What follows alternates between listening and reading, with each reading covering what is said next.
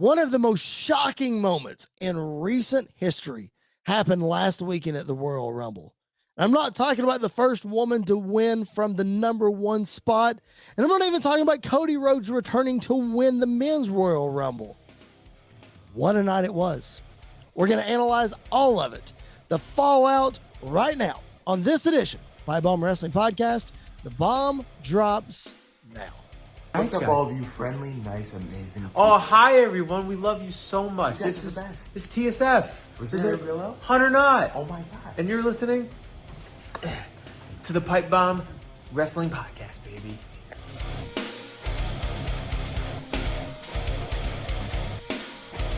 Hello and welcome to episode 5 of season 4 of Pipe Bomb Wrestling Podcast, the show that is for the fans, by the fans. I am your phenomenal host, Mr. Podcasting Chris Belcher.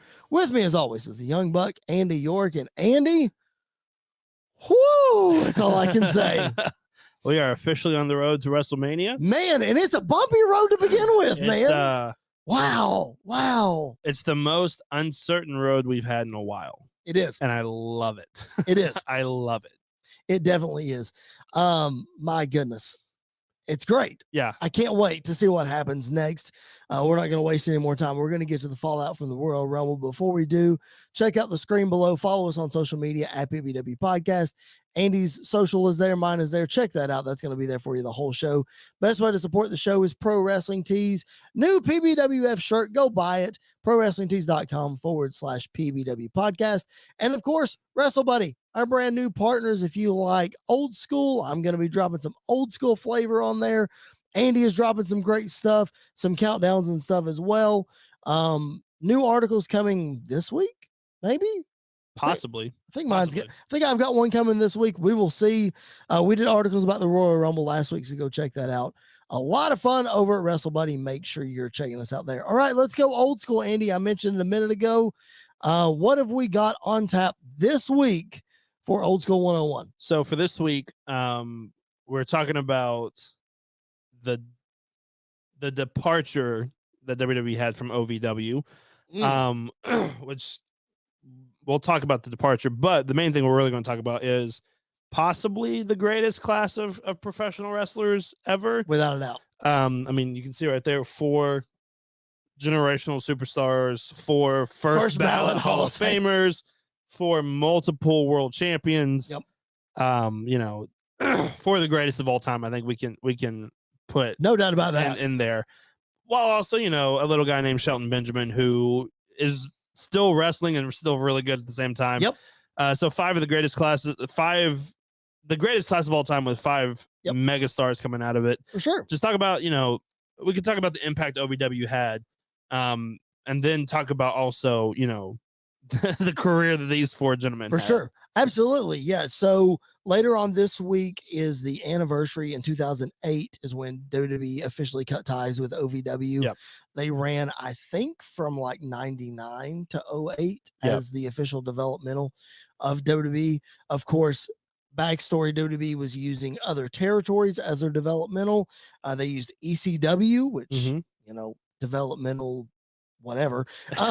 Used the ECW as developmental. USWA, the Memphis territory, was their developmental for a while. So guys like The Rock, Kurt Angle, those guys had their first matches in Memphis. Yeah. A lot of people don't know that. So that's what was used there. But in 99, OVW came on board.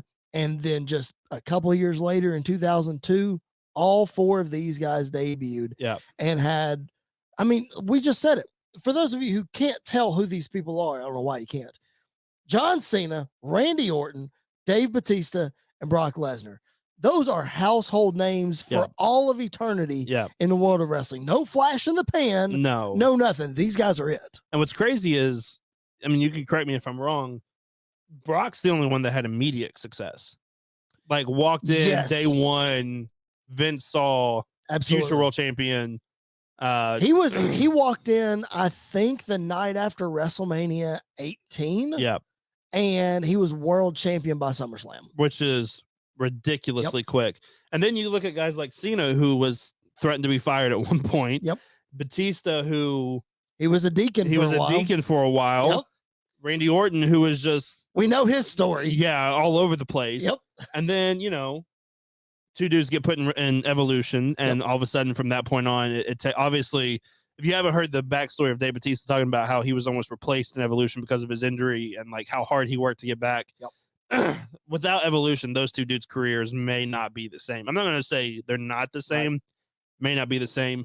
And then you look at Cena, who went from being a guy that almost got fired to bringing his rap gimmick out and being one of the best heels in that era to then becoming not just the face of the company, but like the greatest Make-A-Wish guy of all time, community outreach guy.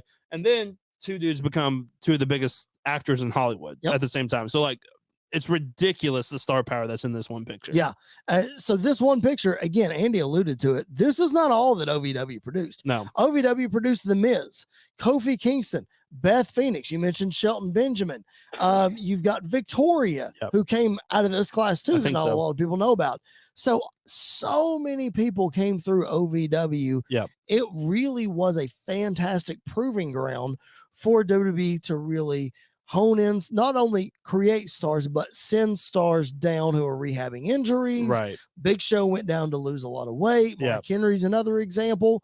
So it was NXT before NXT. So you can see, if you read about OVW and you see these guys, this is what NXT was based on here. Yeah. And I think what's crazy is this model, though, was no-name guys coming in. I mean, obviously Brock Lesnar, but at this point, Brock Lesnar was not Brock Lesnar. Right. He hadn't gone to UFC.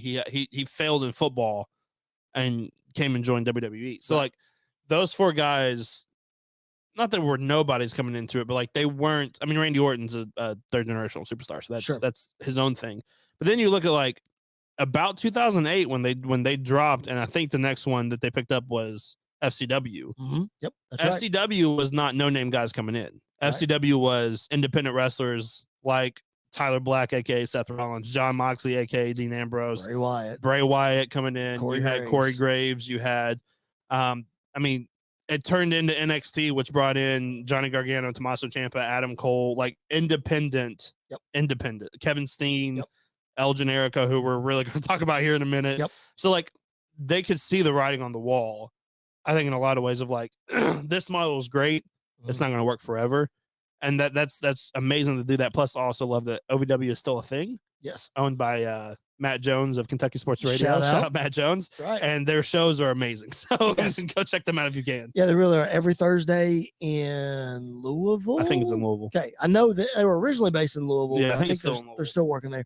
I don't know about Batista, but I know that all three of these, as we talked about independent wrestlers, all three, Orton, Cena, and Brock, had wrestling backgrounds coming into OVW. So they weren't totally green. Right. I think Brock was the most green of, Orton was the most green of all because he had never wrestled at all. Yeah. And he gets in there and he throws a drop kick and they're like, oh my gosh. Natural. Like, of course, he's a third generation wrestler, but Brock wrestled at the University of Minnesota, was a national champion. So he had the amateur background. Yep. Cena was a bodybuilder that had the power. Right. And he also wrestled independently out in California. Yeah.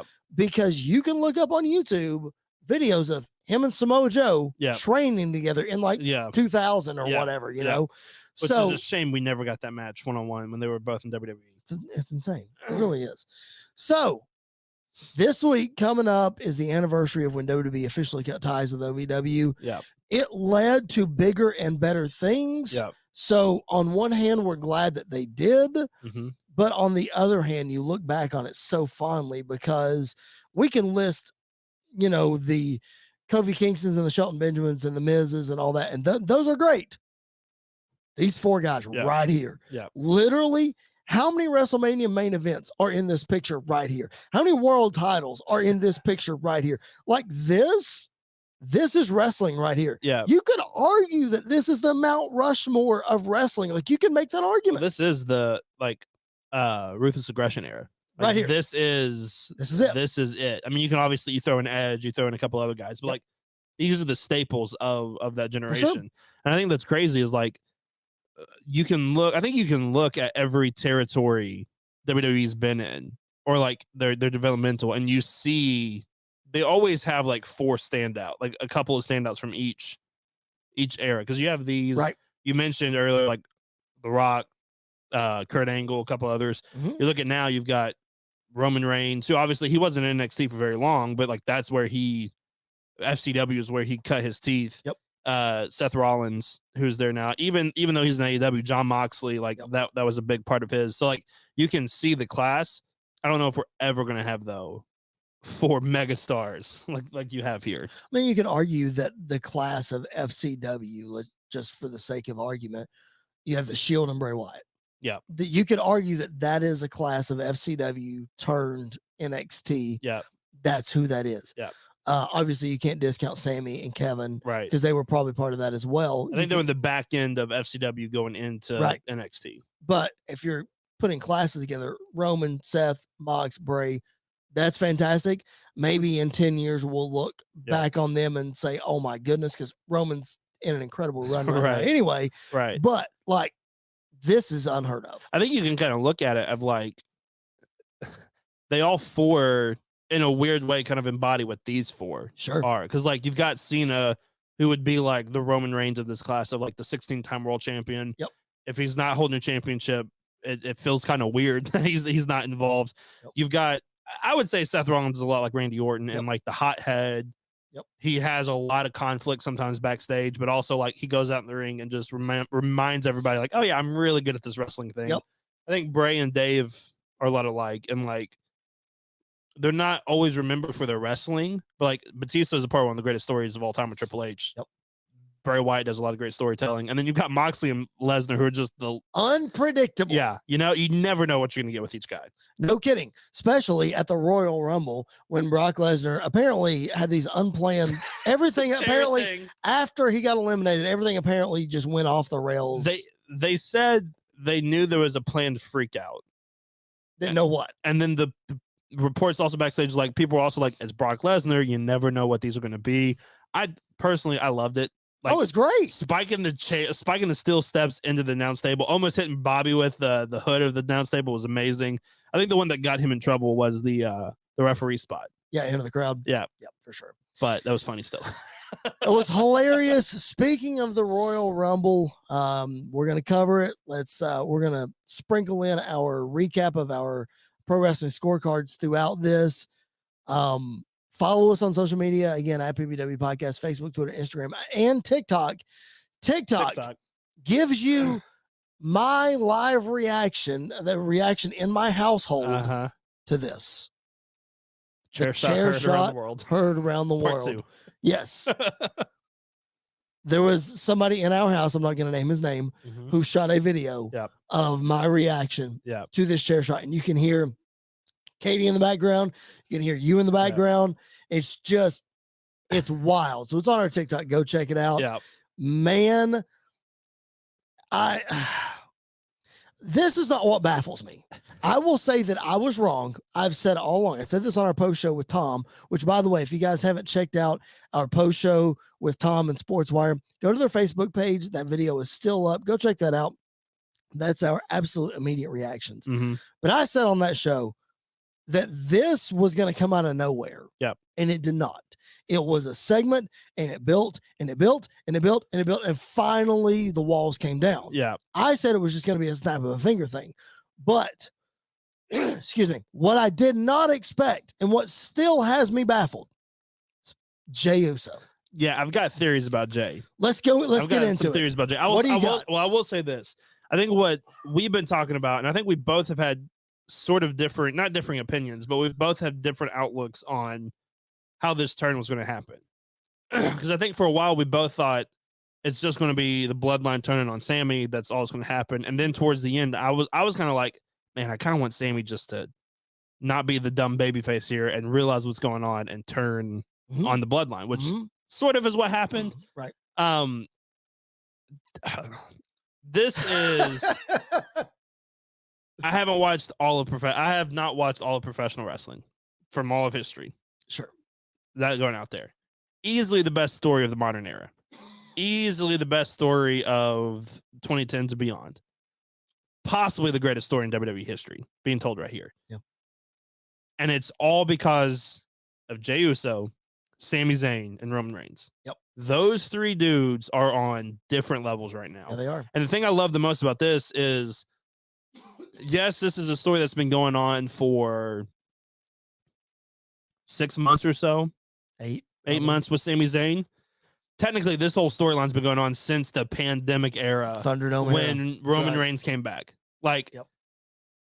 I think the best feud so far, the best feud of Roman Reigns' run so far has been with Jey Uso. Yeah, I agree. Like, it was masterful TV. It made the pandemic era worth watching. Yep. Like, all of that. So now that we're full circle of like, is Jey in the bloodline? Is he not? Obviously, he posted these cryptic Instagram posts saying, let's run it back, whatever. Here's my theory. And here's what I think is going to happen. And I was thinking this before Brian Alvarez said it, but I think he's completely right. I think for this to work and have Cody still face Roman, you need, and have the Usos and Sami Zayn and Kevin Owens go at it. You need to take the heat off of Roman and put it on Jey. Yeah. And the way to do that is you have this match at Elimination Chamber, and you have Jey Uso cost Sami Zayn his shot at Roman Reigns. And then all of a sudden, all the heat goes from Roman to Jey. You have the Usos beating down on Sami Zayn. Kevin Owens, who hasn't been on TV since this moment, hopefully, his music hits, makes the save. They embrace the middle of the ring. Now we're heading to WrestleMania with that tag match and also with Cody Rhodes. Because I think the Rumble proved people are still behind Cody. They are. Like, and Raw, people are still behind Cody. They're fully behind Cody. So I think you can still tell this story and not have Cody be hurt from it. Yep. But also get the payoff that Sami Zayn absolutely deserves to have in this story. Yeah, a lot of people are saying Roman should work both nights. I saw some report that said that they thought Sammy should work both nights as well. I saw. So that. like I'd be you okay would with get that. Roman Sammy night 1 and then Sammy KO versus Usos night 2. I don't know how I feel about that. But you said that you and I have been opposed, not necessarily opposed, but seeing things play out differently. Yeah. I've never been opposed, never straight up been opposed to Sami Zayn wrestling Roman at WrestleMania. Yeah. I just didn't think it was the best decision. Yeah.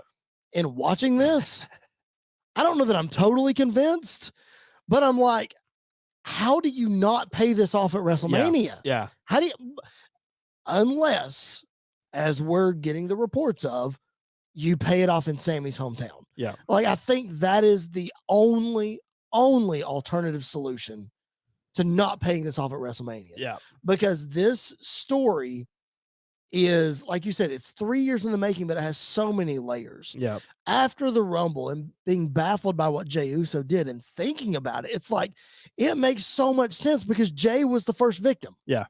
So Jey relates to Sammy.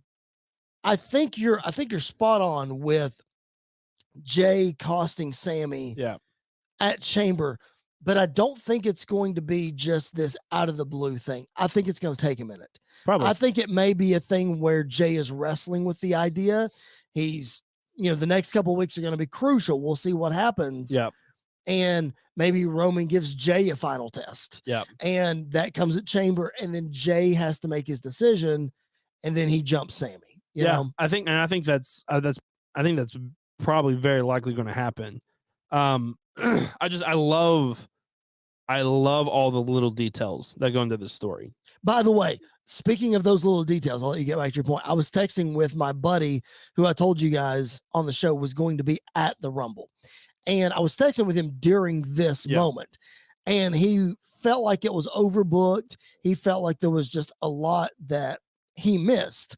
Obviously, because he was in the building. Right. He went back and watched this the next day, and he texted me just like how floored he was at how good this really was. Yeah. So the presentation in the building might not, like, the reaction when Sammy hit Roman was massive. Insane. Massive. But everything leading up to it didn't mean as much as what we got to see. Yeah. And then, I mean, obviously you heard what they were chanting at Roman too. Sure. How, like, at the end of the night, which last time they chanted that was for a completely different reason. Absolutely. Like, and so the fact that we're at this point in Roman's career is amazing that we've made it this far. I will say this. The thing I love about this and the little details that go into this, the reason I think why Jey is siding with Sammy for the moment is because he knows how Sammy feels. Yes. To be manipulated by Roman. Yes. To be led down this path. I mean, if you look at the dynamic of the bloodline, you've got Roman Reigns, who is the head of the table, the tribal chief. You've got Paul Heyman, who is the quintessential sidekick, mouthpiece, Yep. whatever. You've got Jimmy Uso, who is like the yes man, that's going to do whatever Roman asks. Which is really interesting from the way that he came back in the Thunderdome, Yeah. because he was the one that was wishy-washy, Yeah, but now he's like, fully on board. Yes, Absolutely. man. You've got Solo, who is just wanting to kill somebody Absolutely. 24/7, which Yep. I love. And you've got Jay, who's the hothead, who this would mess with the most. But if you notice, as soon as Jimmy super kicks Sammy, he looks at Jay and says, "This is your brother? No, I'm your brother." It's like there's jealousy from Jimmy towards Sammy and Jay, just like there was jealousy towards Jay towards Sammy and Jimmy. So like it's full circle, it's soap opera drama, and it's absolutely amazing. So here's another alternative we can get from this. Number one, I would really, it doesn't have to be at Mania. Mhm. It doesn't have to be at Chamber, but I want to see a SmackDown main event at some point between Roman and Jay one more time. Oh, absolutely. I need to see that. Yeah. I also think we are living in a world. Yep. I know it's Usos versus Kevin and Sammy. That seems to be where we're headed. Yeah. But if we could get Jimmy and Jay one-on-one, Yeah. I would love that. It may happen at the Chamber. I don't know how you rope Sammy back in with all that. Right. But I need to see Jimmy versus Jay. Yeah. If there's any time, these guys have never been split up in the history of them being in WWE. They've Right. never been apart. It's like Jeff and Matt Hardy. Yeah. We need to see this match at least once. Yeah. Put them back together after that. That's Yeah. fine.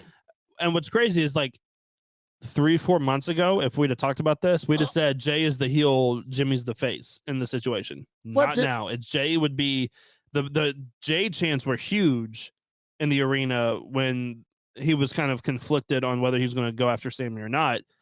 Jay could easily be right up there with Sammy as one of the biggest baby faces. I think it's easily, and I love Bray Wyatt and I love Cody Rhodes. Sami Zayn is the number one baby face in the company right now. Right now. Yes. Easily. By far. Yep. If they dropped the merch sales, and the top 4 merch sales are Cody Rhodes, Bray Wyatt, Roman Reigns, and Sami Zayn. Yep. Which is and I think crazy. I think it's in the order. Correct me if I'm wrong. I think it was Cody, Bray, Sammy, Roman. I thought it was the other way around. I thought it was Roman, Sammy, Bray, Cody. Like Roman's 1, right? Sammy's 2, right? Bray's 3, Cody's yes, 4. Yeah, that's what I mean. Yeah. So strap in, buckle your seatbelts, folks. This is gonna be a long episode. I'm sorry. Yeah. I'm just gonna tell you right now. The rabbit hole that I'm about to send us down is something Where's Jared? that you're not ready for. Thank you, Jared. So we talk all the time. Yeah. About what makes a great tag team. Mm-hmm. And last year we saw a new wrinkle to FTR over on AEW. Uh-huh. Dax Harwood having some incredible matches. And we saw Jey Uso in incredible matches with Roman Reigns, main event Jey Uso for a lot of 2020. And now you've got this. Yep. We haven't seen a lot of Jimmy by himself, although he did wrestle a ladder match at the Pandemic WrestleMania with a torn ACL. Yeah, which was amazing too. Insane. Yeah. Does this storyline right here solidify the Usos as the greatest tag team of all time?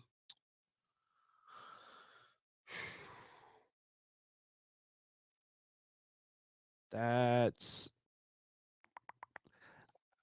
think they may be. I think you could say the greatest WWE tag team of all time.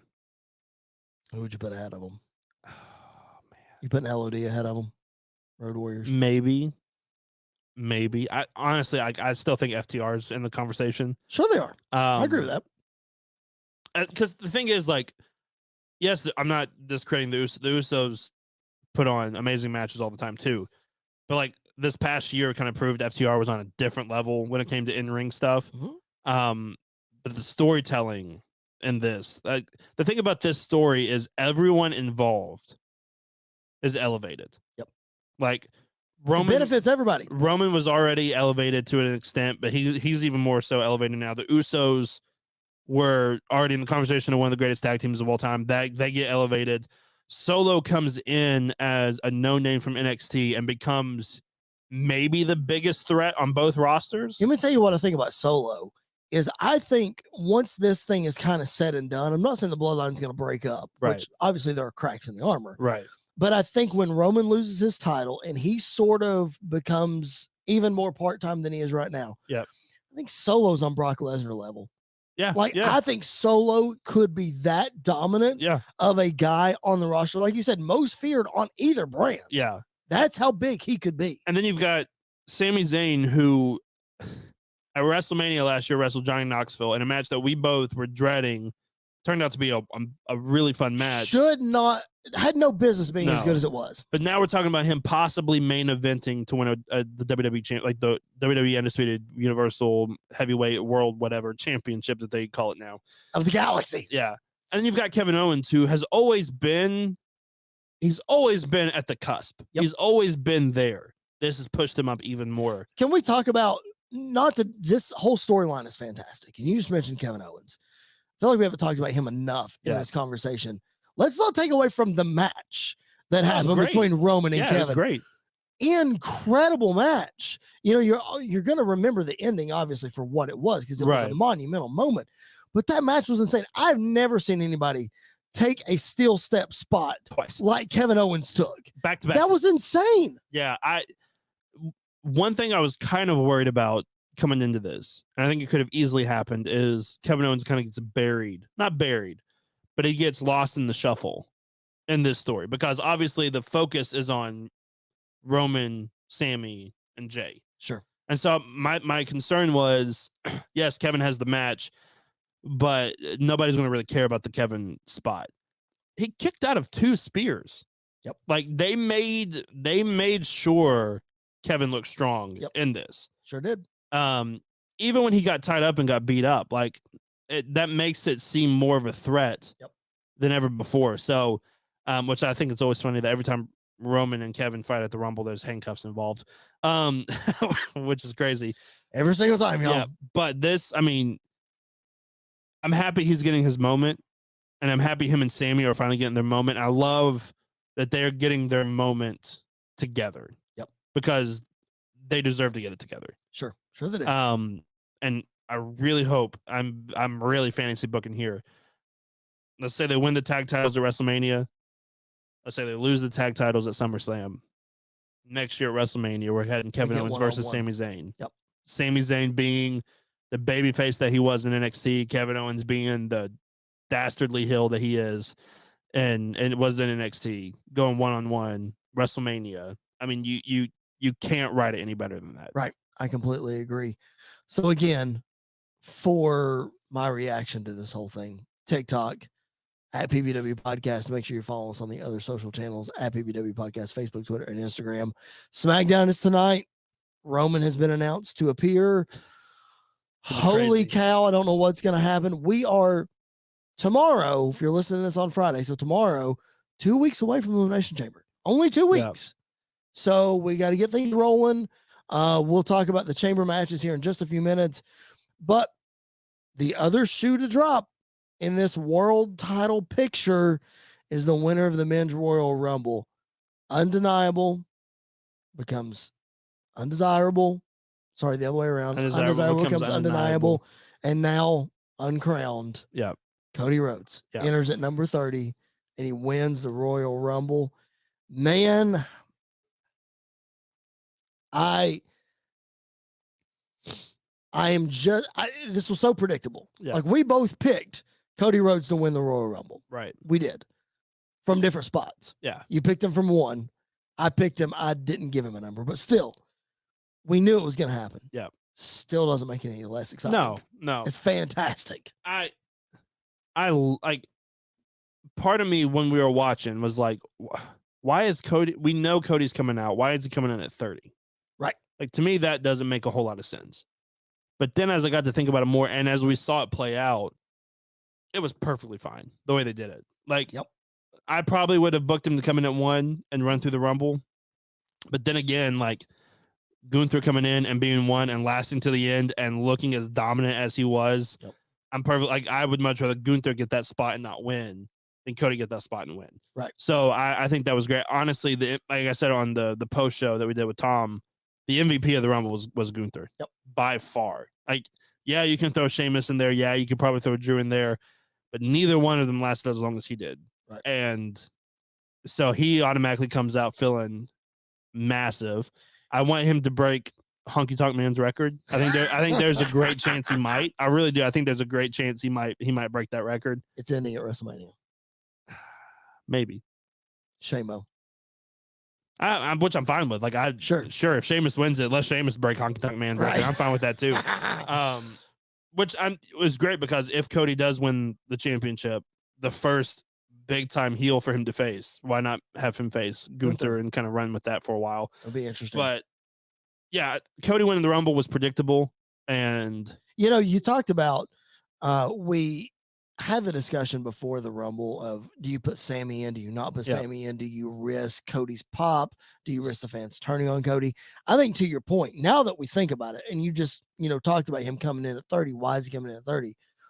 I think one of the reasons that he didn't come in at 1 and run the table is, if he comes in at 1, people are expecting Sami at 30 or somebody, or they know Cody's going to win it. Yeah. So you've got the whole Rumble for that to build up. You're like, we got to sit through Cody the whole time. Yeah. Maybe it feels like they're shoving him down their throats. Yeah. To that point. So you save him for the end and you lessen that, because everybody kind of knew that it was either going to be Cody, Seth, or Sami. And if Sami wasn't in it, you get the heat or the Rock. You get the heat on Logan Paul for throwing out Seth. Yeah. And then you get Cody winning the end. The more I think about that, Seth Rollins versus Logan Paul may not be the feud I want for WrestleMania, but it's going to be fun. Like, it's going to be a great match. The match is going to be amazing to go back and watch that. And it's crazy that I'm about to say this. Logan Paul having the spot of the Rumble. Oh my gosh. With that double clothesline with Ricochet was ridiculous. Yep. But they did that so well. One other thing I'll say about the Rumble, I feel really, really bad for Kofi Kingston. Really, really bad. 2 years in a row, he's not been able to do it. Both times were like, this was like a new event, like innovative spot. I think it was great. It could have worked. And he took a nasty fall too. So like, I feel bad for him. Hopefully he can get back on track next year. But it was, that was kind of rough. But from rough to surprises, we kind of figured that Edge was going to come back. Edge made a huge return. The pop was insane. Excuse me. Pop was insane. Booker T is the one, man. We said it. Yeah. It's like Texas native. Yeah. Booker would be great. Apparently, Booker said on his podcast, he got the text while he was on the kickoff show that he was going to be in the match. That's when he found out. How do you have his gear? He brought it because he's a veteran. Always bring your gear. And he brought his gear. And they texted him during the kickoff match or during the kickoff show. And he went into the Rumble. That's great. If that's true, that's great. That's what he said. I love that. He was the one that we were like, Booker's going to show up. Like, Booker has to show up. He has to show up. He was in great shape. He looked really, really good. Didn't move as well as he once did, but nobody does when they hit that age. He looks 10 times better than I do now. Especially if what I just said is actually true. Not being able to warm up or anything. Stretch, none of that. Like, he went from the kickoff show, put his suit on, and he came out at 21. Yeah. So put his gear on from his suit. Yeah. So that was a great little surprise moment. And that's what I was about to say, is like, this Rumble could have easily felt like somewhat of a disappointment. Sure. And I think part of it is because we play it up so big in our heads of like, Matt Cardona is going to show up. Nick Aldis is going to show up. Right. You said Naito's going to show up. The Rock may show up. Stone Cold Steve Austin may show up. Yep. And like, none of those guys showed up. We still got a nice surprise in Booker T. We got a nice surprise in Edge coming back. Yep. We got the nice shock elimination of Brock Lesnar happening like that. So quickly. The shock elimination of Seth Rollins happening at the hand of Logan Paul. The big spot with Logan Paul. And you got Cody winning with Gunther looking like a star. So like it on paper may not have looked like the best Rumble. And I'm not saying it's the best Rumble of all time, like Michael Cole did. But it was a really, really, really enjoyable Royal Rumble this year. Here's what shocked me, and we talk about shockers, Booker T, Edge, all that kind of stuff. What shocked me, under the radar shock, how quickly Montez Ford got eliminated. I didn't like that. That was the one downfall. In there. He wasn't even in there for like 3 minutes. No, that was the one downfall, I think, to the Rumble, was how quickly he was in and was taken out. Especially because Kofi had his mishap. Yeah. You could have easily let Montez get in there and provide the big athleticism stuff. Yeah. Of course, you knew you were going to have the Logan Paul Ricochet spot, but still, look, if you're really pushing Montez, Yeah. let him get in there and do something. Yeah. That was a weird decision for that to happen. It's really weird. But then like that again, like I think the Ray spot too frustrates me because it's like we have 30 people, and I hate a wasted spot in a Rumble. Yeah. And I think the Ray spot was wasted. A lot of people online were complaining because Dolph Ziggler missed his first Rumble, and I think like 13 straight or something stupid like that. I didn't miss him. But what the point being that you could have put him in if you knew Ray was hurt. You could put Dolph in that spot. You could put Dolph in that spot. Yeah. So I don't know. It was a weird. I like I get it. You want to put heat on Dominic, but you got to show us then him beating up Ray backstage. Yeah, we need to see that. Not just Dominic coming out in a mask. Or you could see Dominic come out in a mask, and then you cut to backstage where Priest is beating up Ray or whatever. You know, you could do something. We didn't get it. I think was really funny is like the hardest fight of the night was Dominic trying to rip that mask. He could not get it. He could not get it to rip. That was hilarious. Speaking of Dominic and the Judgment Day, let's move to the Women's Rumble. As I said in the open, first woman to ever enter at number 1 and run the gauntlet, Rhea Bloody Ripley, as she is now dubbing herself. Yeah. You know, we both picked Rhea. We were 2 for 2 in Rumble picks, by the way. If you follow our social media at PBW Podcast, we posted that video. Yeah. We said here on the podcast last week, we're 2 for 2 in Rumble picks, but man, when that music hit for one, we looked at each other like, what the heck's going to happen? Like, is she really going to run it? Especially after she ate a spear from Beth Phoenix. And especially because Gunther entered at number 1 and went all the way. Like, there's no way they're going to do that back to back. They did. And they did it. It didn't take, I think her entering at 1 and winning didn't take anything away from Gunther entering at 1 and being in the last 2. Right. Just like Gunther doing that didn't take anything away from Rhea. Right. Like it was 2 different performances. Okay, let me ask you this. We both picked Rhea. Yep. We both said Rhea was going to have the most eliminations. Yep. Rhea was 1 elimination away from tying the record. Yeah. She had 7, the record's 8. She had a dominant performance. Did she need to be the first woman to come in at 1 and win it from there? I think so. You think so? I think it makes it more. I think I like it better than one of the 4 Horsewomen doing it. Okay. I think if anybody else was going to do it, maybe Asuka. I think Becky could have done it.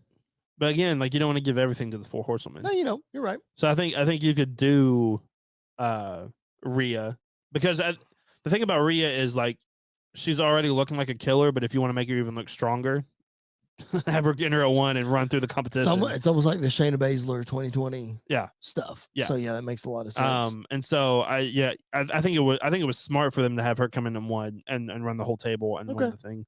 I also really like what kind of bugs me, not bugs me, but I just think it's stupid, is like Liv Morgan has been begging to come out at 1 since the Rumble was like kind of not announced, like since we started the build to the Rumble.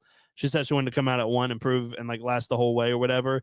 And she didn't enter at 1, but she did enter at 2, which is basically like entering at 1. So I think they could have made her enter 1, Rhea enter 2, but I get why they kind of changed that that spot. But Rhea looks strong. I think this Rumble made Liv Morgan look better than she had looked in a long time. Then we got the new version of Asuka that is, oh my gosh, that got one of the biggest pops of the night that was saw. Insane. That was insane. I loved once the new music hit and I saw the new headdress, I was like, oh, we're getting caught. Here we go. And then she took the mask off. Man, it was fantastic. Yeah. And then what happened on Raw with her and the returning Carmella. Yep. And just like she looks different, but she looks even creepier than before. Yes, she does. And it's love it. Amazing. I love it. It's so good. She is probably on tap to win the Elimination Chamber match. It would make the most sense for her to go challenge Bianca. We'll talk about that in a minute, though. Yeah. Speaking of challenging the women at WrestleMania, Rhea called her shot. It's Charlotte. Yeah. For the championship. You're disappointed. Yeah, I am disappointed. This is that Rhea Bianca was right there on the table and we're passing it up. That's because I think they're going to run with Bianca for longer. and Yeah. you don't want her to beat Rhea. Yeah, but I mean, if you're gonna have Asuka and Rhea be the ones to challenge, because I don't think if Asuka wins, Bianca's not gonna beat Asuka. Especially with this new character of Asuka, they want to make her look strong. Okay. Triple H is in charge, and we know if you watch NXT while Asuka was there, he loves Asuka. She didn't lose. Which spoiler alert. I completely understand.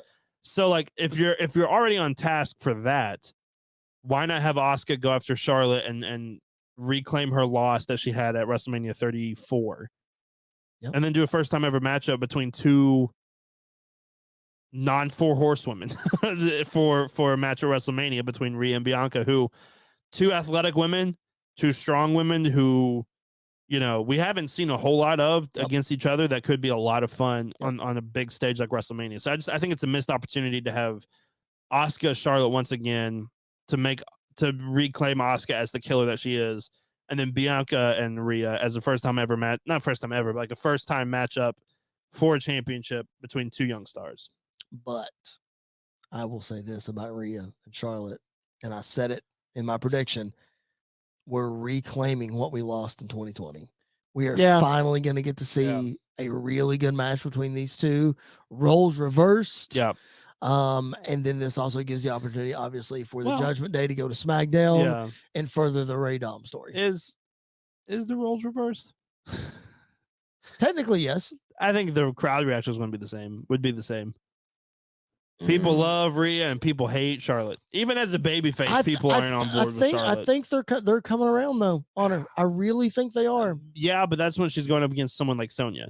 Well, I mean, when you get obviously, in the ring with Rhea, it's going to be. I think you're going to get a different reaction. Obviously, we'll see. Yeah, I don't think they're fully behind Charlotte. I don't think they're ever going to fully be behind Charlotte. Right. But Charlotte's never been a 100% babyface in her career. Never. So now she is. Yeah. So we'll kind of see what happens. I don't know. I also, when we get to Rhea and Charlotte and building this feud, I need to see Ric Flair involved and Rhea to attack Ric Flair. Oh, she needs to hit a riptide on Ric Flair. That would be amazing. Please. All right. And then let him fake a heart attack again. Surprises. We got quite a few. I still feel like we needed one or two more surprises. Obviously, we got Chelsea Green, which we called. It was fantastic. She got eliminated in 5 seconds, set a record. Really cool. Yeah. We got Nia Jax at the end. That production guy needs to be fired. I'm sorry. How you screw up the surprise 30th entrant in the Rumble is beyond me. But could you imagine if that was The Rock and he hit that music too soon? I know. Like, I know. It would be he'd be fired. But anyway, Rock's cousin Nia Jax was the surprise, and it seems like that she might not be back full time. I know she got a shirt on Shop. Yeah, she's still booked for some third party stuff. She's still in the alumni section on the website. Yeah, maybe not. I don't know. I hope. This was like the floating rumor going around late Friday night into Saturday of like Nia Jax maybe in the Rumble. Yep. And I get why. Yep, I do too. But I don't want to see her. No. Like, I just they don't need her. They don't. I mean, I don't. There's not a benefit to her coming back. In my opinion. It was a cool surprise though.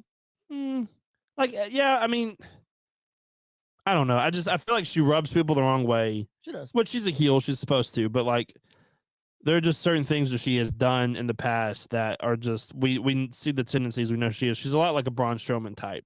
Yep. Of like, runs her mouth too much and then can't cash the check that her mouth writes sometimes. For sure. And so I think that's just, she leaves a bad taste. I don't think she's liked a whole lot backstage by a certain amount of people. Right. So I don't know. It feels like, again, a waste of a Rumble spot. I can see that. Oh. Especially when you got Tamina already in there too. That's another waste of a Rumble spot. You could have. Yeah, I mean, ain't nobody meaner than Tamina, as they say. Let's move to one of our favorite matches of the night, sponsored by I'll do Pitch Black. Man, I joke. I don't think it was one of our favorite matches of the night, but man, it was something wild. Yeah, I didn't know what to initially think about it because one, it was short, very short. Did you have PTSD from WrestleMania 37 in Tampa? It wasn't that bad. Okay. Oh no, it was not. No, I remember I was coming to your house to watch it, and I was late, Yes. and I had it on my phone watching it, and as I pulled in, he lost, and I was like, I don't even want to watch the rest of the show. Like, I don't even want to go in here because why would he lose to Randy Orton here? They've been building this story, and it still makes no sense. I am fine with Bray Wyatt losing, just so everybody's aware. But go ahead. Killed the Fiend. He did. But Bray said it. but I think with this one, the presentation idea was really cool. So cool. Like innovative, something we've never seen before. The follow through on the presentation, I don't think they got 100% because it was very hard to see in certain spots. Sure. I think honestly, like after the match was over, we could have raised the house lights and done what we did. So that because like I couldn't see Uncle Howdy for a good portion. Right. Obviously, he couldn't see where he was jumping because he missed by 10 feet on LA Knight. And then like you couldn't even see the Firefly characters up in the top very well. So like I think you could have not necessarily like turned the house lights back on, but you could have turned the UV lights off and had like a spotlight or something over there to where we could see what was going on. Yeah. The match itself was fine. Like it's pretty much a standard Bray Wyatt match. Yep. I don't think LA Knight looks as strong as he once did. I definitely agree with that. I don't think he's buried by any stretch of the imagination, but I don't think he looks as strong as he did going into it. But I'm still intrigued by Bray Wyatt. Sure. I'm still intrigued by the story that we're telling because like are him and Uncle Howdy friends now? No. Are they not friends? What's going on with this? Yeah, that's my big takeaway is what's next for Bray Wyatt and Uncle Howdy. And obviously what's next for LA Knight. We don't know. How's he going to get back on track? I think he would be a great addition. I know he's on the other brand to the US title elimination chamber match. I think that would be a nice pick me up for him. Mm-hmm. I know he's on the other brand though, but let him challenge Gunther at chamber for the title. Could do that. IC title. Yeah, I think you could do that. But LA Knight's such a brash character anyway. All he's got to do is come out. He's got heat. All he's got to do is call somebody out, and I think he's off the races. Yeah. Like you talked about last week, his mic skills are almost second to none to anybody in the WWE. Yeah. So as long as he's got that microphone in his hand, he's gonna turn things back around. He'll be fine. It's ridiculous how charismatic he is on the mic. It's insane. Like even when you share the ring with the Undertaker and you're still as charismatic as you are, even with him there, is a testament to how good you are on the mic. Yep. I think the one thing that I'll say about, and again, we don't know what's next for Uncle Howdy. We don't know what's next for Bray. Are they together? Are they separate? Blah, blah, blah, whatever. The one thing that I will say about Bray and this match is, as opposed to the match with Randy Orton, as opposed to the House of Horrors match, as opposed to the Hell in a Cell, WrestleMania 33, all that kind of stuff, as some of this stuff may have missed as far as the presentation goes, I think they did a great job of their attention to detail and bringing out a lot of things for this match, like the painted up kendo sticks that you could see and the confetti thing, whatever the confetti stuff was. Yeah.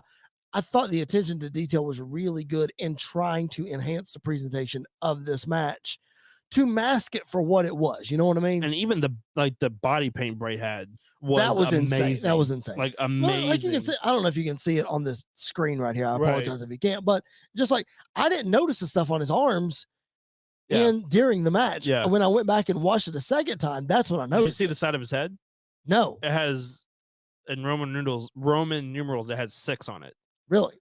So I mean, he could be Wyatt teasing the 6, Wyatt 6. yes. He could be teasing Well, something else. We saw Bray, Uncle Howdy, and 4 characters up at the top. Yep, which was Abigail, Huskus, Ramblin' Rabbit, and the Vulture. Yep, that's right. So maybe that could be, alluding to Alexa Bliss, Braun Strowman, Eric Rowan. I think Eric Rowan is perfect. And Karrion Kross as a rabbit. Yeah, I think you got to put Karrion Kross in there because he's sort of, I don't want to say he's floundering, but he is not as doing what hot we thought as he was going to do. I really as stupid as this sounds, I think he needs to shave his head. I think that would help him a lot. As he came out, we went back and watched the Rumble, and as he came out, I was like, man, he looks weird with hair on. Well, I was texting with friend of the show, Jason Backwitz, and he said, I just don't know what's off about Karrion Kross. And I said, it's his hair. Yeah. As stupid as that sounds, that went a long way in his look. He had that, sorry if this is not PC, he had that serial killer type look when he was bald. He has not been the same since Adam Cole physically verbally assaulted him on NXT that one time. He has not been the same since then. We saw Bianca and Alexa. That match was what it was. Alexa is still in this Bray Wyatt trance. Yeah. I don't know what's happening. Katie said it perfect. This match felt like it should have been on Raw. Oh, for sure. And not the Rumble. Yep. For sure. It felt like the match we saw at Raw, the one we went to, except that one was a little more interesting than this one. For sure. One other return that we have to talk about is our boy, Mr. Pat McAfee, who apparently this surprise was kept secret from Corey. Everybody. Apparently, Pat's plane landed 20 minutes before the show started, and they got him there. That's cool. 20 minutes before. So he talked about on his show that Kevin Dunn was instrumental in making sure he got there. Yeah. Because apparently he had plane issues and all this other stuff. But he said Kevin Dunn pulled the strings and Kevin Dunn made it happen. And as he's good at one thing. Exactly. So Pat shows up. Pat's a surprise. Pat's on commentary.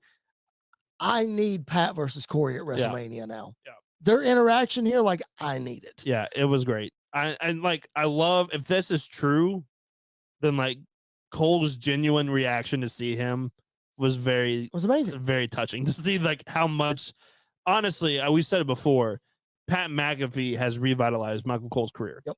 And in more ways than one. Is he going to be back on SmackDown tonight? We don't know. He did great with a 3-man commentary booth.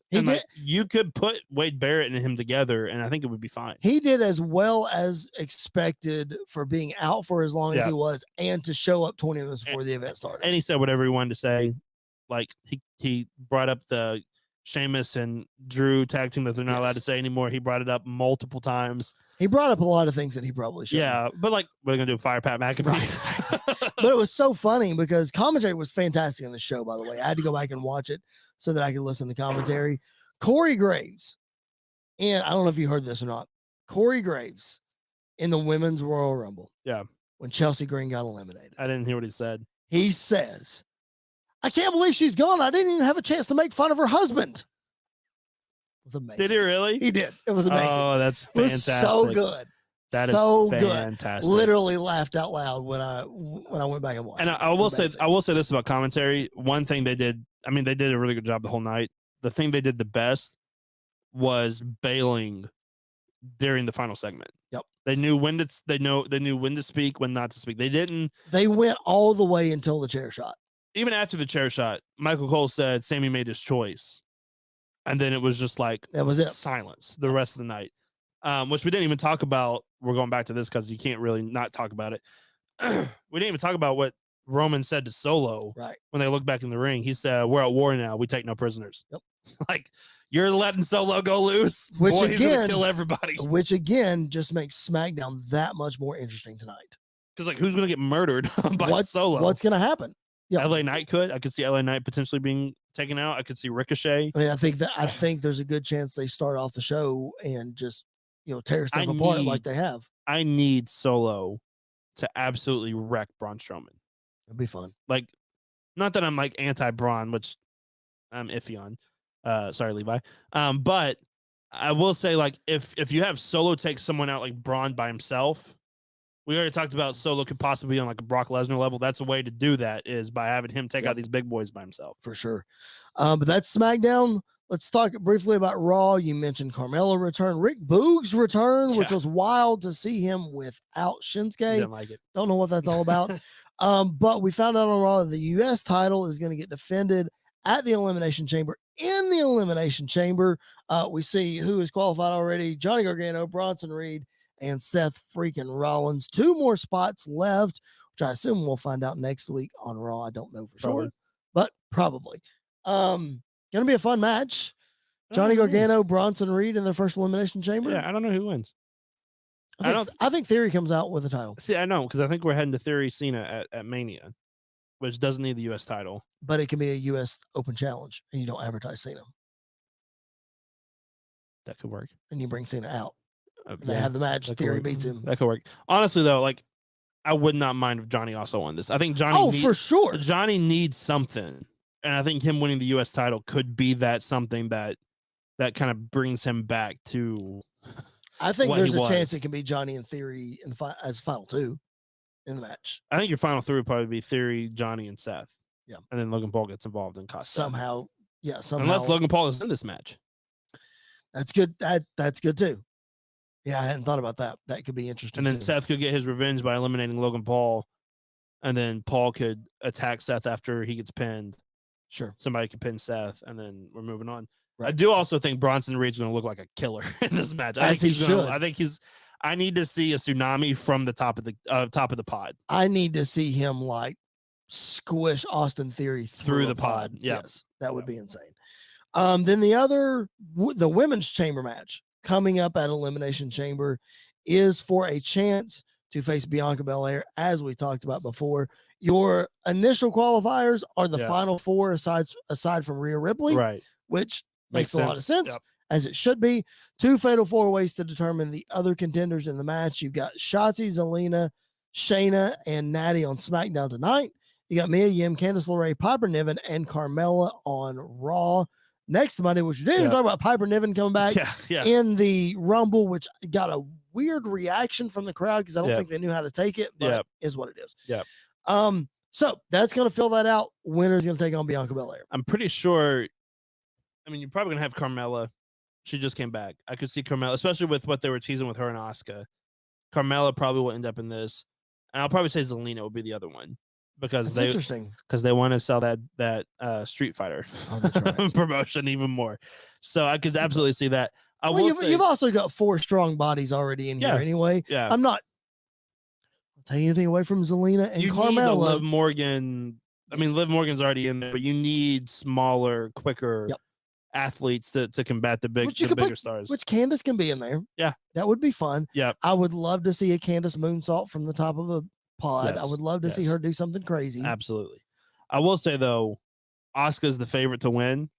Don't be shocked if Raquel wins though either.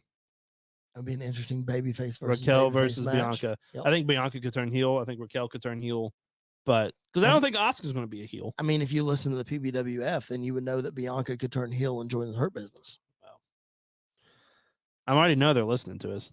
Pat McAfee versus Corey Graves is happening this coming week on the end of the line. And who's in the corners? Asuka and Carmella. Just saying. I mean, for those of you who haven't checked out the PBWF, please make sure that you do that. Yeah. It's available wherever you find. We predict everything. Apparently. Exactly. It's available wherever you find your podcast. On Apple, Spotify, Google, all those things. It's our fantasy booking show, so make sure you check that out. Subscribe to that feed. Subscribe right here wherever you're listening: Spreaker, iHeartRadio, Apple, Spotify, Google Podcast. Subscribe, give us a 5-star review. We would appreciate it very, very much. We are available wherever you find your podcast and on the Body Slam Done It YouTube channel. Subscribe to that YouTube channel, please, if you're watching this video, and hit the like button. That really helps the show and the channel. We'd appreciate that. Also, make sure you are checking out Sports Wire Radio, your 24/7 one-stop shop for everything sports and wrestling related. Great stuff that they do over there. We mentioned earlier about WrestleBuddy. Please follow them. Our boys Alex and Tyler and everybody over there do just fantastic work. So just make sure that you're checking those out, as well as us. We're not too shabby. No, we're not too bad. We do some okay things. All right, we have talked WWE a whole lot for the past hour, and we talked WWE for a lot this past week. Let's talk some AEW stuff. Kicking off AEW this week, Jon Moxley and Hangman Adam Page. Moxley with the roll up. We get the confrontation. Yeah. Great stuff. These guys, I don't think these guys can have a bad match. I think it's impossible. I want these two to feud forever, and I want this feud to go on. It's a legit fight forever feud. Like they don't put on the same match twice. Nope. They do the same things, obviously. They don't put on the same match twice, and every time it gets better and better. I think we're heading to probably a death match. We have to be at Revolution. We have to. There's no other way around it. You have to blow off this feud by having some type of stipulation on this. And what better than a death match, which both of these guys love? Yeah. And boy, do I love a Deathmatch 2. And if you want to see what happens, you go back and listen to pay-per-view number 2 of PBWF because it happens. Absolutely happens. Now, if Mick Foley comes out as a special guest referee, Man, I'm calling Tony. I'm calling Tony, demanding my check. But oh my gosh. all jokes aside, this match was amazing. Really good. Absolutely amazing. Yeah. Jon Moxley, both these guys are two of the best in the world. I don't think there's any doubt about that. The two of the best in the world when it comes to in-ring stuff, especially knowing what they do and doing it well. Yep. And they have great chemistry together. So it was absolutely incredible. Like you said it. Chemistry is just insane. Yeah. This will go down as probably Jon Moxley's number one rival in his AEW career. Like Kenny Omega is there. Yeah. But I think when it's all said and done, because like you just said, they can fight forever. You can go back to this anytime you want. It's like, I thought about this like 2 minutes ago and didn't say it because I hesitated, but now I'm going to say it. This is like Ciampa Gargano. Yeah. You can go back to it and it always works. Yeah. Or Sean Brett. Kevin Owens and Sami Zayn. Go back to all of that stuff. So that's why I say this will be Moxley's greatest AEW rival. Probably. I would agree with that. I think may not be Hangman's, but it'll be Moxley's. I think what's weird is I think for Moxley it probably goes Hangman 1, Kenny 2. Yep. For Hangman, I think it goes Kenny 1, Hangman 2. Yes. Like I think they kind of flip back and forth. Yep, and what's really weird for Kenny is I don't think either one of them are his number one either. Oh no, for sure not. So like there's just those three guys. I think I need a triple threat between these three now. But those like this feud I need to see forever. Kenny and Paige, I'm pretty sure we're not necessarily heading to, but I think we're heading to some type of confrontation. Yep, we need it from the four of them. I am so excited to see what they have to do at Revolution because I think it's going to be absolutely insane. Probably kicks off the show and we're off and running. Please just don't make it an exploding ring match. Or if you do, make ring. it explode. Can't kick off the night that way though. Yeah, you can, because then you can do like a Sting backstage match. That's true. Oh, you fix everything. Good point. That's true. All right, great stuff from these guys kicking off Dynamite. To end Dynamite though, the thing that we talked about last week, right? Yeah. The thing we did not want to happen happened. Yeah. Samoa Joe becomes 2 belts again. I'm wondering if Joe was hurt. And that's why he dropped it. And that's why he dropped it. And now he came. I mean, if you're going to drop it to somebody while you're hurt, why not drop it to Darby? Yep. And I will say the way he won it back, I'm totally fine with it because that muscle buster on the exposed floor was nasty. I think we kind of said this last week too, though. If Joe's going to win, it's going to be to set up something with Wardlow. And it did. And Wardlow made the return at the end. Probably Revolution would get Wardlow versus Joe for that TNT championship. So, okay, let's use your theory. Let's say Joe was hurt. Yeah. Why not just keep the title off television while he recovers, keep the belt on him, and you still get this same result? I think partially because MJF is not the typical AEW champion where he defends that title on AEW a lot. That's true. Like Moxley defended that title multiple times in a month, and MJF has not defended it yet. Okay. So I think that's part of the reason is like kind of like the mid card in WWE, they need to be on TV more because yes, MJF is on every week, but he's not putting that on the line every week. And I think in AEW that's like a staple with championships is putting on the line. So I think that's why you kind of do that with this. Plus, why not put it on Joe? Why not put it back on Joe? And I get that. I just don't want it to seem like Darby is just his transitional champion or whatever. Yeah. Like I get that you wanted the big pop in Seattle and blah blah blah, but you could have built. Well, I guess it wouldn't have been in Seattle, so I get that. But I don't know. I just didn't like it. I don't think there's any way around me not liking this. Like it's just not going to change. Yeah, I'm never going to be mad when Joe has a title. Oh, and I just don't think so I'm not mad about that. I just either, don't think he should have lost it to begin with. Yeah, I agree with that. I think that's probably I think if he was supposed to lose it, then Darby shouldn't have lost it to probably Revolution. Right. Or you could have, if he was going to lose it to Darby, you could have a triple threat match, which you still could at Revolution. Joe, Wardlow, and Darby. Which, boy, they would throw Darby around like crazy. Gosh, which is what you want. That's what you want to see. Right. I think you could go.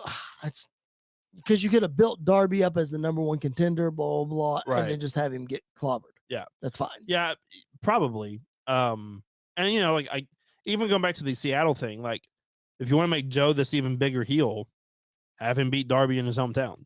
Right.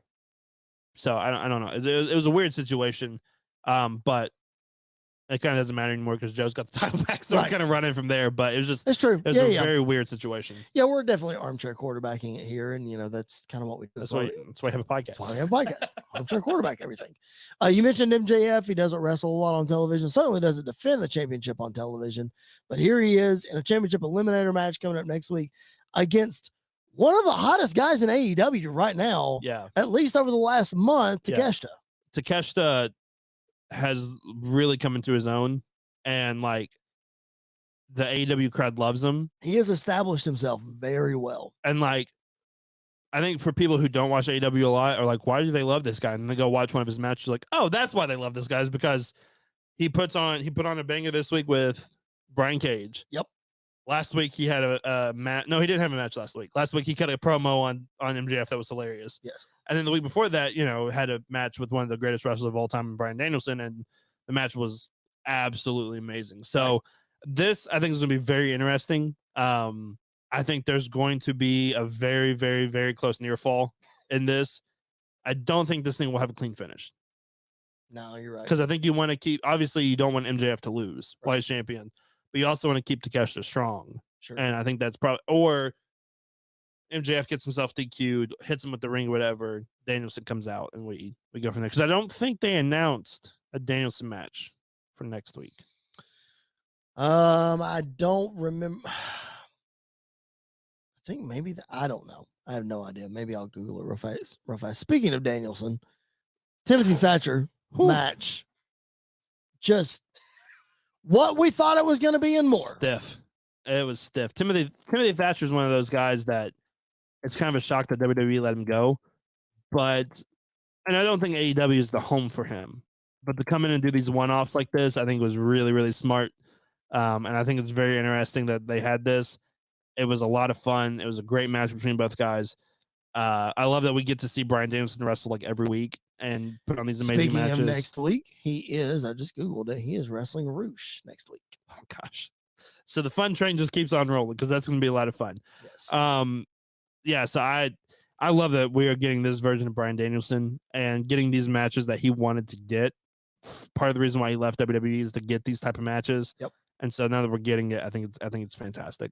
As I'm reading this article from Pro Wrestling Torch, so that's most likely correct, Mr. Wade Keller. The stipulation is Bryan's got to win. I know he had to win every match, but if he wins this week against Roosh, the match against MJF is official. So this is the last one. Yeah. So he's got to. Which makes sense. Yep, he's got to beat Roosh. Also next week on Dynamite, tag titles on the line. The Guns going after the Acclaimed. Very interesting Billy stuff. Turn. I think you need a Billy Turn, but is it time to take the titles off the Acclaimed? Because I think you only get a turn when they lose the belts. Maybe, yeah. I don't think they lose the titles I don't either. On TV, on a random TV. I think you could have a situation where Billy doesn't turn, but Billy walks out on them. Probably. Because of whatever happens. Yeah. Billy could get frustrated, whatever. I don't know. It's amazing that the Acclaimed act is still as over as it is. Right. And there's a lot of fun every single week. When we talk, especially with Billy. Right. Yeah, it's very interesting that they're as over as they are. All right, man. That basically covers all the stuff. Let's run through real quick as we put a bow on this episode. Our pro wrestling scorecards. We said we were going to run through it. We alluded to it throughout the Royal Rumble, but let's run through it real quick. I know I calculated mine. You can probably calculate yours pretty quickly as we move forward here. I only got 6 points for the pitch black match. I picked LA Knight to win, and that did not happen. The match did not go over 10 minutes, and the winner did not drink Mountain Dew, which you and I both got correct. As you're looking yours up there. So I don't remember how many weapons were used. So total on the scorecard was 176. I did look that up. Potential score for the pitch black match, you get a total of 19. I only got 6. For those of you keeping track at home, that is not good. Just so you're aware. I got Bray, which is 5. Right? Yep. And then Pinfall, which side, is 3. I did not get that one. Weapons used was 2. So And I said I said 1. You so get 3 more. 3 more. And you get 3 more for Mountain Dew. Yep. So that's 3, 6, 9, 14 for you. Yeah. 14 out of 19. Pretty So good. you're clobbering me Pretty already. good. Universal Championship match. Roman Reigns wins. Yeah, I had KO by DQ. So you missed both of those. I got Roman winning, but I said by submission. Near falls, you got the results there. What you got? Near falls, how many were there? Golly, there were 10. 10 near falls. I said 6, so I had was 7. I was way up. We were both way off. Yep. Match time, I did not get right. What's the total match time 19. there? 19. I had 36. I had 28, so we both missed there. Yep. Finishers, I said over 2.5. Yep, which it was. Okay, so there's 3 points for me there. Interference, we both said yes, and it was no. So That's crazy. Out of a potential 24 points in the Universal Championship match, I got 8. I got 3. You got 3. Okay, so that was a rough one for me. Well, that was a little rough. So, but you're still ahead here by my count. Raw Women's Championship, Bianca by pin. Both of those are correct.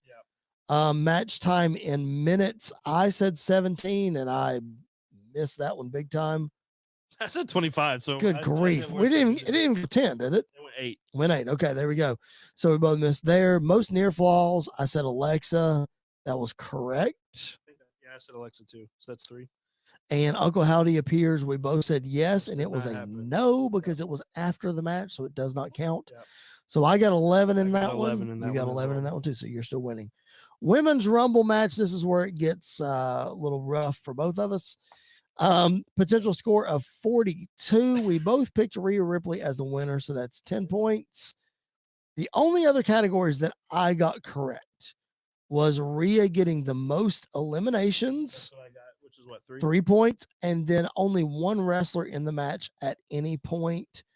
I said no. I said no. And that is also 3 points. So that is 16. For me, Make sure I didn't. let's run through yours. You had longest match time, Liv Morgan, incorrect. Last eliminated Chelsea Green. That was obviously not correct. Nope. Did not enter at 16. The elimination chamber was not broken. The elimination record was not broken. No current Outside talent. outside talent. Longest time record. You said no as I well. said no as well. Entrant 1 or 2 in the final 4. I said no. And then we both missed that. So we both got 16 there. Yep. All right. Riveting audio and video. If I y'all. just maintain. If you maintain, you're going to win. Here we go. Men's Rumble match. We both picked Cody Rhodes as the winner. That's 10 points each. I missed shortest match time in there. I did too. Corbin was shortest match time. Yeah. Longest match time, I missed. I said Rollins. You said Cody, incorrect. Gunther. Most eliminations, I said Shamo, which is incorrect. I had Gunther. You had it right, so there's 3 points for you. Last eliminated, I did not get that one right.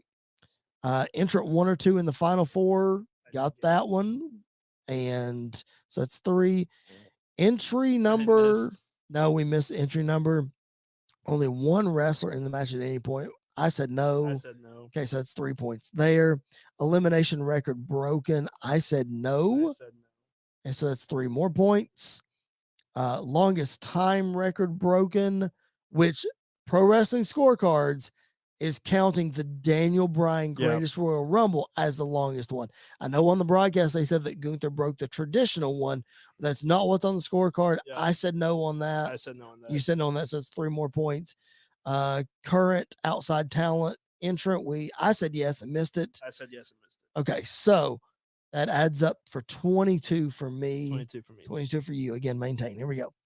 Unscheduled appearances. There is one. Oh, no, I'm sorry. You're 25. Yep.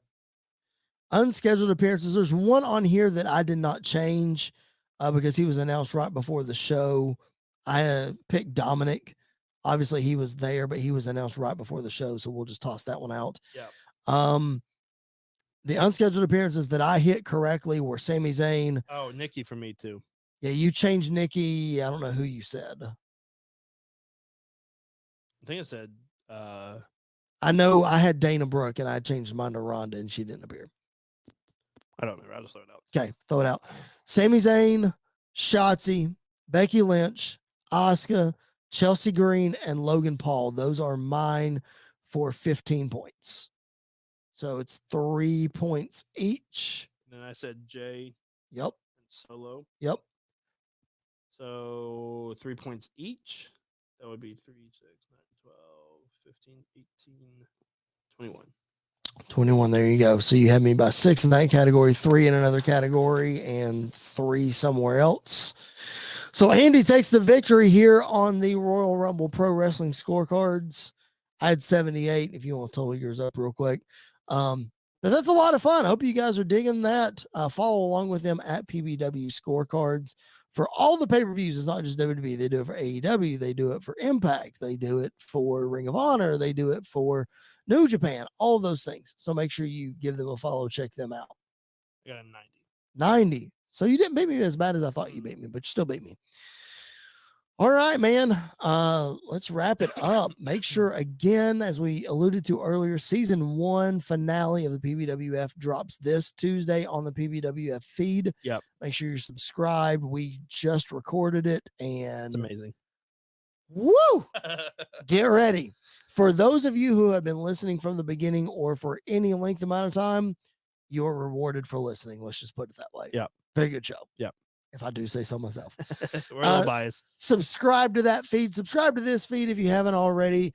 Like the video on Body Slam.8's YouTube channel. Subscribe to that channel as well. Follow us at PBW Podcast on Facebook, Twitter, Instagram, and TikTok. Buy a t-shirt over at ProWrestlingTees.com/PBW Podcast. What a show this week. We went a little bit longer than normal, but appreciate you guys being tuned in. Anything else to add? The Rumble was a lot better this year than last year. And man, Opposite ends of the spectrum. I am so excited to see where this Bloodline story goes. We had one person in my house that came to watch with us who is not a regular watcher of the show. Yeah. That I work with. Again, I will not mention his name. Yeah. But throughout the week this week, guess what he's been talking about? How good the Royal Rumble was. Yeah. So guess what? WWE hit a home run. Whether you people like the booking or not, the casual fan was brought in and it was good stuff. Yeah, absolutely. All right. For Mr. Andy York, my name is Chris Belcher. Make sure you follow us. Our social media handles are at the bottom of the screen there. Make sure you follow us, subscribe wherever you find your podcast. And we will see you next week for another edition of the Pipe Bomb Wrestling Podcast. Catch you guys down the road. Yeah, seriously, Josh has talked about the Royal Rumble all week. Like, I'll round a corner and he'll be talking to people and he'll be talking about the chair shot. He'll be talking about the steps. He'll be talking about just the steps one got him good. Like the steps got